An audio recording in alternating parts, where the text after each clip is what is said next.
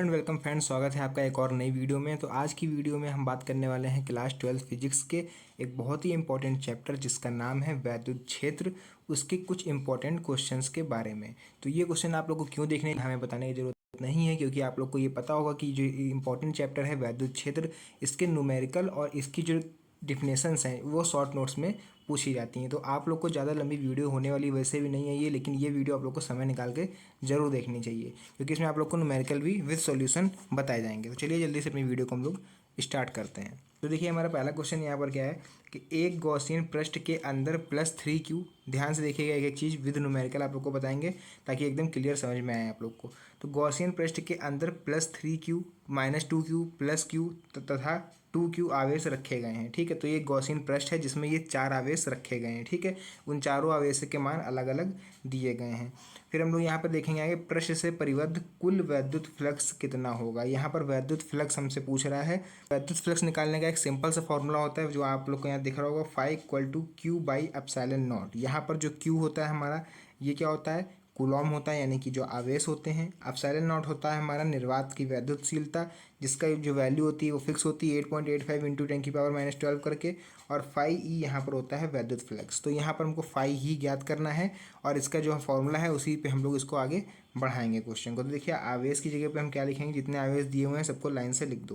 पहले 3q दिया हुआ है, माइनस का 2q, प्लस का q और प्लस का 2q, तो हमने इसी क्रम में इसको लिख दिया। अपॉन ε0 हमने लिख दिया क्योंकि हमको फ्लक्स चाहिए। ठीक है, तो यहाँ पर आप लोग जब ऊपर जोड़ोगे सबको, तो यहाँ पर तीन आवेश में से 2 आवेश गए, एक आवेश, एक और एक 2 और 2 2 4। तो यहाँ पर जो फाइनली हमारा आंसर आएगा वो φ = 4q/ε0, यानी कि 4 आवेश, और उसको अगर आप लोग 8.85 जो इसकी वैल्यू होती है नीचे ε0 की, उससे अगर डिवाइड करोगे तो आप लोग को फाई की जो कितना फ्लक्स है इस क्वेश्चन प्रश्न में वो आप लोग को क्लियर पता चल जाएगा।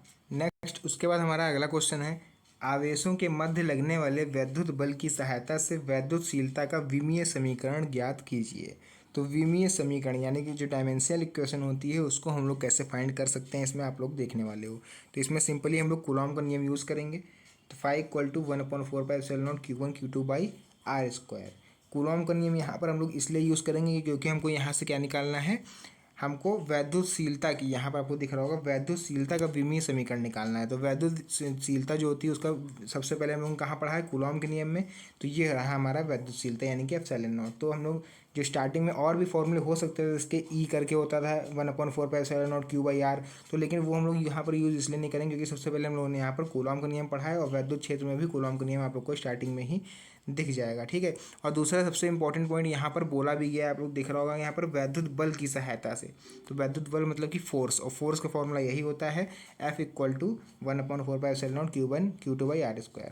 तो यहाँ से सबसे पहला काम हमारा क्या होगा, ε0 को एक साइड कर लेना। तो हमने ε0 को एक साइड कर लिया है, बाकी सबको हमने भेज दिया। तो यहाँ से 4π बचेगा, इस 4π को यहाँ भेजेंगे तो F × 4π आ जाएगा। ठीक है, फिर इस पूरे को नीचे भेज देंगे तो यहाँ पर हो जाएगा r² 4πf, और Q1 Q2 अपनी ही जगह पर रहेगा। या फिर ऐसे हम लोग समझ सकते हैं कि इस ε0 को हमने भेज दिया इस साइड में और इस F को भेज दिया हमने यहाँ पर।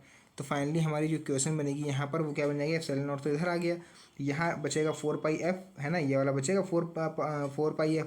उसके बाद r² से इसकी मल्टीप्लाई करा देंगे नीचे, तो नीचे नीचे ये हो गया, ऊपर का ये रह गया। क्लियर हुआ। उसके बाद अब यहाँ से हम लोग इसकी डायमेंशन जो है, इसकी बीमा है, उसको रखना स्टार्ट कर देंगे। जैसे कि पता होगा कूलॉम की बीमा क्या होती है, 80, तो 2 बार है इसलिए हमने 80 लिख लिया। r² मतलब कि दूरी, मतलब जो होती है, ठीक है, तो उसको यहाँ पर l² हम लोग लिख लेंगे।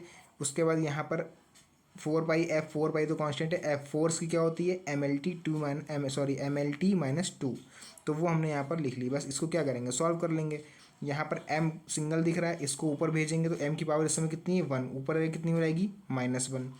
l कितने हैं, 2 और 1 3, ठीक है, गुणे में घातें जुड़ जाती हैं, तो l3 हुए, ऊपर जाएंगे तो l - 3। फिर यहाँ पर देखो t कितना है, -2, तो t -2 ऊपर जाएगा, हो जाएगा t+2, और 2t पहले से हैं तो 2 और 2 4, तो t हो जाएंगे 4।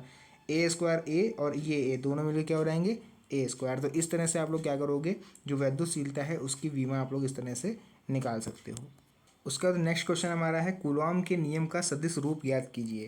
तो सदिश रूप कूलॉम के नियम का मतलब कि वेक्टर फॉर्म में हमको कूलॉम के नियम को लिखना है। ये भी बहुत ही ज़्यादा पूछा जाता है, 2023 में ये पूछा गया था।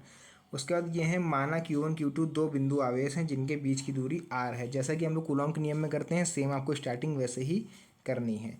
तो आवेश Q1 के कारण Q2 पर लगने वाला बल, तो जब Q1 के कारण 2 पर लगने मतलब 1 के कारण 2 पर लगने वाला, तो यहाँ पर F12 लिख लेंगे।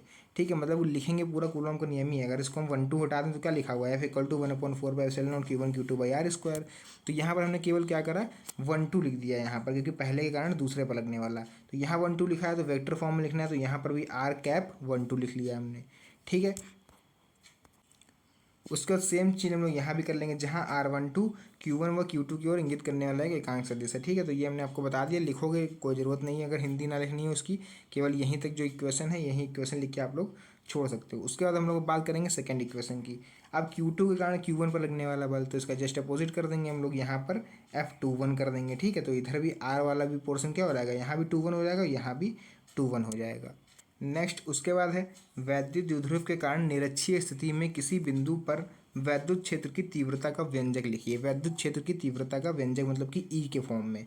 तो वैद्युत द्विध्रुव के कारण निरक्षीय स्थिति में किसी बिंदु पर विद्युत क्षेत्र की तीव्रता का व्यंजक क्या हो जाएगा, E = 1/4 और P/r³ ठीक है, तो ये इसका हो जाता है फॉर्मूला, जहाँ पर आप लोग को लिखना पड़ेगा कि हमारा P किसको रिप्रेजेंट कर रहा है, वैद्युत द्विध्रुव आघूर्ण को, और R किसको रिप्रेजेंट कर रहा है, द्विध्रुव के मध्य बिंदु से प्रेक्षित बिंदु की दूरी।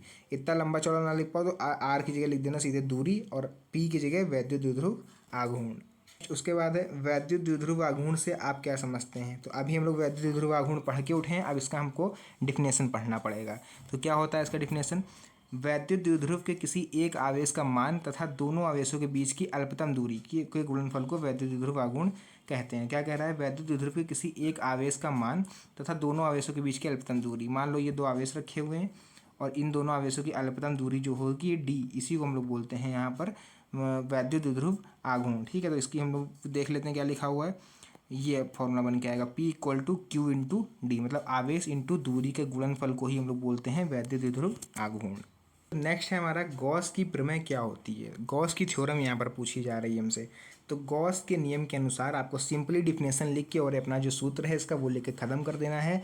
जब तक ना पूछा रहा है तब तक इसकी डेरिवेशन मत करिएगा। अगर आप लोग को इसकी डेरिवेशन विस्तार से पढ़नी है, अच्छे से समझना है, तो ये वाली वीडियो हमने इसके लिए बना दी है, जिसका लिंक आप लोग को नीचे डिस्क्रिप्शन बॉक्स में मिल जाएगा। आप लोग जाके पूरी डेरिवेशन आराम से समझ सकते हो। ठीक है, तो फिलहाल यहाँ पर 2 या 3 नंबर में पूछा रहेगा, तो आप लोगों को केवल डिफिनेशन लिख के फॉर्मूला इसका ही लिखना है। तो डिफिनेशन क्या है इसकी, किसी बंद पृष्ठ से गुजरने वाला वैद्युत फ्लक्स उस पृष्ठ द्वारा परिबद्ध कुल आवेश Q का 1/ε0 गुना होता है। सिंपली ये डिफिनेशन आप लोग को जो है याद कर लेनी है और ये वाला फॉर्मूला लिख देना है। ठीक है, जहाँ पर आप लोग को यहाँ पर दिखाई देगा कि ε0 क्या है, निर्वात की वैद्युतशीलता है। ठीक है, निर्वात मतलब वायु की। अगला क्वेश्चन हमारा क्या है, वैद्युत क्षेत्र की तीव्रता की परिभाषा तथा इसका मात्रक लिखिए। तो ये नॉर्मल सी डिफिनेशन है। आई होप आप लोग को अभी तक बहुत से लोगों को ये याद भी हो गई होगी। याद हो गई अच्छी बात है, एक बार इसको रिवीजन कर लीजिए, और जिनको ना याद हुई उसका आप लोग स्क्रीनशॉट ले लीजिए। बहुत ही सिंपल शब्दों में ये डिफिनेशन लिखी हुई है, आप लोग इसको पढ़ के याद कर सकते हो। तो इसकी जो डिफिनेशन है वो सिंपली लिखी हुई है, वैद्युत क्षेत्र में एकांक परीक्षण आवेश पर लगने वाले वैद्युत बल को वैद्युत क्षेत्र की तीव्रता कहते हैं। ठीक है, वैद्युत क्षेत्र क्या होता है, सबसे पहले आप लोग बताएं। मान लो ये खंबा है, इतना आपके मोहल्ले में ये खंबा खड़ा हुआ है। ठीक है, इस तरह से जो तार होते हैं इस तरह से खंबा लगा हुआ है। ठीक है, और यहाँ पर कहीं आप खड़े हुए हो, तो मान लीजिए बरसात का सीज़न है, जैसे कि इस समय बरसात का सीज़न चल भी रहा है, और करंट खंबे से उतर रहा है। और करंट इस तरह से है कि मान लो कोई तार जा रहा है इस तरह से ऐसे, और वो यहाँ से टूट गया। टूटने के बाद क्या हुआ कि वो तार आपके ऊपर ऐसे गिर गया और आपने उसको छू लिया। ध्यान समझिएगा। तो यहाँ पर क्या हुआ, एक वैद्युत क्षेत्र मान लो आपने तो छुआ ही छुआ, साथ में ये ज़मीन पर भी छू रहा है। ठीक है, ज़मीन पर पड़ा है पानी, तो जितने भर में पानी होगा, मान लो इतने भर में दूर तक पानी है। ठीक है, आप भी उसमें खड़े हो, तो इतने भर में हमारा वैद्युत क्षेत्र पूरा जनरेट हो रहा होगा। तो ठीक है, तो अब हम लोग केवल इस वैद्युत क्षेत्र की बात करते हैं, सब हटा दे रहे हैं, केवल वैद्युत क्षेत्र को ले रहे हैं हम लोग। ठीक है, अब हमारा वैद्युत क्षेत्र कितना था, एक सर्किल टाइप का था। अब इस वैद्युत क्षेत्र के अंदर एक एकांक परीक्षण आवेश, क्योंकि जहाँ भी वैद्युत क्षेत्र होगा इलेक्ट्रिसिटी होगी वहाँ पर आवेश जरूर होंगे। ठीक है, क्योंकि आवेश का ही फ्लो हमारा वैद्युत क्षेत्र होता है, तो यहाँ पर आवेश भी कई सारे होंगे। तो यहीं पर ये कहा जाए, ये जो आवेश आपको दिख रहे हैं पॉइंट रूप में, एकांक परीक्षण आवेश को, पीछे बैकग्राउंड डिफिनेशन पढ़ो, एकांक परीक्षण आवेश को लिखा हुआ है। तो एकांक परीक्षण आवेश मान लो ये वाला आवेश हम लोग ले रहे हैं, एकांक परीक्षण आवेश पर लगने वाला, इस पर कोई ना कोई फोर्स कार्य कर रहा होगा, तभी ये मूव कर पा रहा है, ठीक है, इस परीक्षण आवेश पर लगने वाले बल को, और जो इस पर मतलब फोर्स लग रहा है उसी को यहाँ पर वैद्युत क्षेत्र की तीव्रता बोला जा रहा है। तो आप लोग बोल सकते हो एकांक परीक्षण धनावेश या फिर ऋणावेश पर लगने वाले वैद्युत क्षेत्र बल को वैद्युत क्षेत्र की तीव्रता कहते हैं। हम लोग अब अगर बात करें इसके फॉर्मूले की, फॉर्मूला होता है इसका E=F/Q, जहाँ पर E हमारा वैद्युत क्षेत्र की तीव्रता, F फोर्स, Q कूलॉम मतलब कि आवेश, और उसके बाद इसका मात्रक अगर देखेंगे तो न्यूटन पर कूलॉम इसका मात्रक होता है, या फिर हम लोग वोल्ट पर मीटर इसको बोल सकते हैं। तो आज की वीडियो को हम लोग यहीं पे एंड करते हैं। वीडियो अगर अच्छी लगी हो तो वीडियो को लाइक और चैनल को सब्सक्राइब जरूर करिएगा, ताकि आने वाले समय में आप लोग को ऐसी वीडियो रेगुलर और परमानेंट मिलती रहे। बाकी अगर आप लोग को इसका PDF चाहना है, PDF आप लोग को लेना है इसका, तो आप लोग टेलीग्राम चैनल का लिंक आप लोग को नीचे मेरे चैनल के अबाउट सेक्शन में आप लोग को मिल जाएगा, वहाँ जाके आप लोग टेलीग्राम चैनल ज्वाइन कर सकते हो। और अपने दोस्तों के साथ इस वीडियो को ज़रूर शेयर करिएगा, ताकि वो भी इस जो वीडियो है इसका जो ज्ञान है उसको ले पाएँ और अपने नोट्स बना पाएँ। तो मिलते हैं नेक्स्ट वीडियो में एक और अच्छी इंटरेस्टिंग वीडियो के साथ। तब तक के लिए धन्यवाद। जय हिंद।